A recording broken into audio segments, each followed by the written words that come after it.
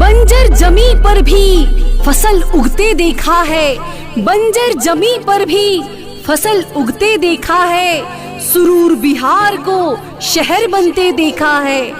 आग की लपटों की बात कौन करे, हमने चिंगारियों को भी अंगार बनते देखा है, चिंगारियों को भी अंगार बनते देखा है।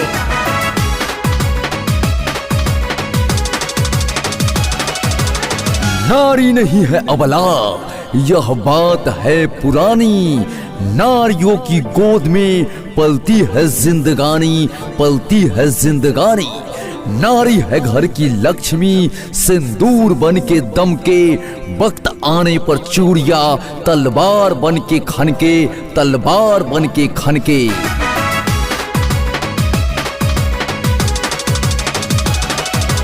मैं दासी हूँ जनता की वंदन करती हूँ, मैं दासी हूँ जनता की वंदन करती हूँ। तहे दिल से ग्राम पंचायत राज तिहवारा के जन जन का हार्दिक अभिनंदन करती हूँ।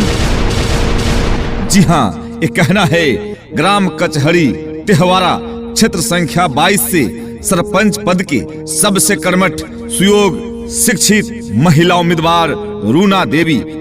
जी हाँ, और रूना देवी का चुनाव चिन्ह है जोरा बैल छाप, जोरा बैल छाप।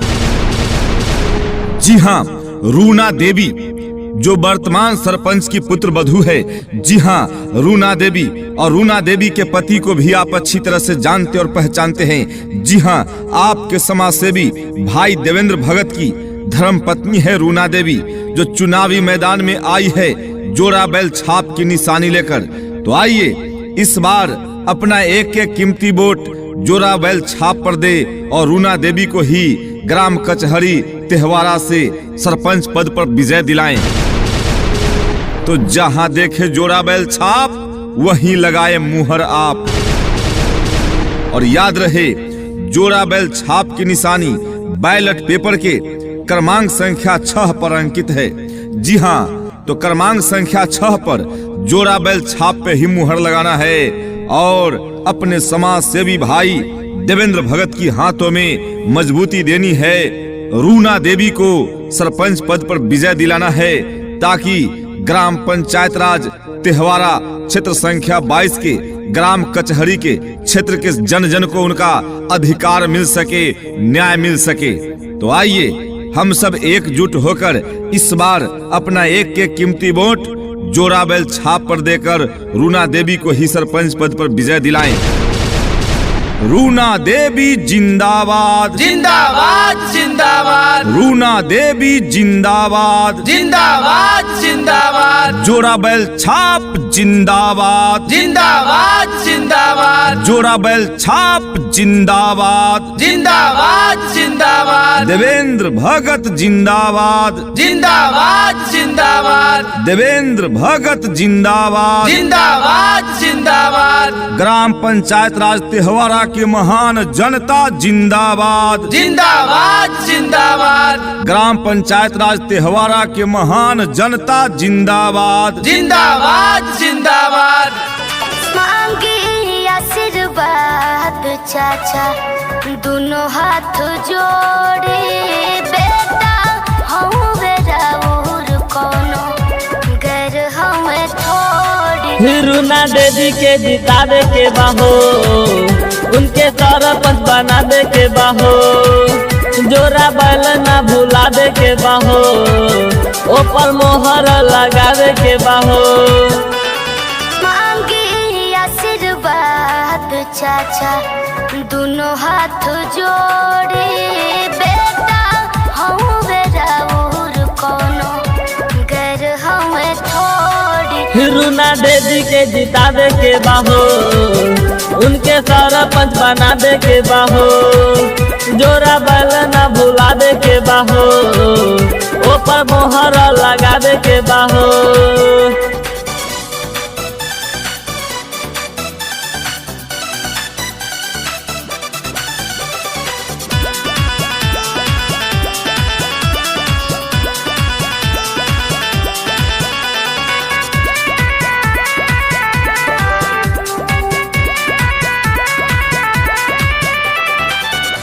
निहोरा बाटे चली न साथे चाचा चाची भैया हो जहाँ में देखी हो जोरा बैल छाप उहाँ में मोहर लगाई हो ए चाची निहोरा बाटे चली न साथे चाचा चाची भैया हो जहाँ में देखी हो जोरा बैल छाप उहाँ में मोहर लगाई हो गोली गोली रोड बना बाबे के बाहो बेटा हूँ बेराउर कोनो गैर हमें थोड़ी रूना देवी के जितावे के बाहो उनके सारा पंच बनावे के बाहो जोरा बैल ना भुलावे के बाहो ऊपर मोहर लगावे के बाहो। झूठी मूठी बातों से आवाम को लड़ाते हैं, झूठी मूठी बातों से आवाम को लड़ाते हैं। ऐसे दानवों से होशियार होना चाहिए। आदमी से आदमी को प्यार होना चाहिए, प्यार होना चाहिए। जी हाँ, आपके अपने योग्य कर्मठ विकास के लिए संघर्षशील और समाज सेवी उम्मीदवार जो समाज सेवा को ही अपना धर्म समझते हैं और आपके दुख दर्द को बखूबी समझते हैं और आपकी सारी समस्याएं सुलझाना चाहते हैं, जिनका इरादा है सेवा का, अमन शांति भाईचारा का, इच्छा है कुछ कर दिखाने का, और वो है रूना देवी। वक्त है चुनाव का, वक्त है चुनाव का। कौन क्या है पहले इसकी पहचान करे, फिर जाके मतदान करे। चुनाव में कौन कौन खड़ा है यह नहीं देखना है, चुनाव में कौन कौन खड़ा है यह नहीं देखना है। चुनाव के पहले भी आपके साथ कौन खड़े थे यह देखना है, और चुनाव के बाद भी आपके साथ कौन खड़े रहेंगे यह सोचना है, फिर मतदान करना है। तो ऐसे में आप पाएंगे कि आपके साथ सुख दुख में आपकी सरपंच खड़ी थी। जी हाँ, आपकी सरपंच जो आपके वोट रुपए आशीर्वाद से सरपंच बनी थी, श्रीमती रानी देवी। और इस बार रानी देवी की पुत्र वधू चुनावी मैदान में आई है। रूना देवी का चुनाव चिन्ह है जोरा बैल छाप। जी हाँ, तो रूना देवी को ही सरपंच बनाना है और जोरा बैल छाप पे ही मुहर लगाना है। रूना देवी का कहना है कि सरपंच बनेंगे तो जन जन को मान सम्मान तो देते ही हैं, न्याय मिलेगा, उनका हक और अधिकार मिलेगा, पंचायत में शांति व्यवस्था कायम रहेगा, ग्राम कचहरी के माध्यम से ग्राम में जो उलझने हैं उसका समाधान किया जाएगा। जी हाँ, तो आइए, रूना देवी एक ऐसी प्रत्याशी है जो जन जन को हक दिला सकती है, अधिकार दिला सकती है, जन जन को न्याय दिला सकती है। जी हाँ, आपके समाज सेवी भाई देवेंद्र भगत की धर्मपत्नी है रूना देवी। जी हाँ, रूना देवी का चुनाव चिन्ह है जोरा बैल छाप, जो बैलेट पेपर के क्रमांक संख्या 6 पर अंकित है। तो इस बार जोरा बैल छाप पे अपना एक एक कीमती वोट देकर रूना देवी को ग्राम पंचायत राज तेहवारा क्षेत्र संख्या 22 से सरपंच पद पर विजय दिलाएं। माता बहनों का चुनाव निशान जोरा बैल छाप, चाचा चाची का चुनाव निशान जोरा बैल छाप, दादा दादी का चुनाव निशान जोरा बैल छाप, भैया भाभी का चुनाव निशान जोरा बैल छाप, हम सबों का चुनाव निशान जोरा बैल छाप। सुनो भैया सुनो चाची हो बातिया न भुलाई हो। सुनो भैया सुनो चाची हो बातिया न भुलाई हो। भूले हो न रखियो याद निशानमा हो। चाची बैल छापर करी हो मतदानमा हो। चाची बैल छापर करी हो मतदानमा हो। जोड़ा बैल छाप पर वो जब्र भी देखा है तारीख ने अहदों का, वो जब्र भी देखा है तारीख ने अहदों का। लम्हों ने खता की थी, सदियों ने सजा पाई। जी हाँ, आपके हाथ में है आपके मतों का निर्णय। आपका एक गलत निर्णय आपको वर्षों पछताने पर मजबूर कर सकता है। इसलिए अगले 5 वर्षों के लिए चुन लीजिए उसे जो आपका जांचा परखा है, जिसे आप जानते हैं, जिसे आप पहचानते हैं, जिसके परिवार की परंपरा ही समाज सेवा करना रहा है।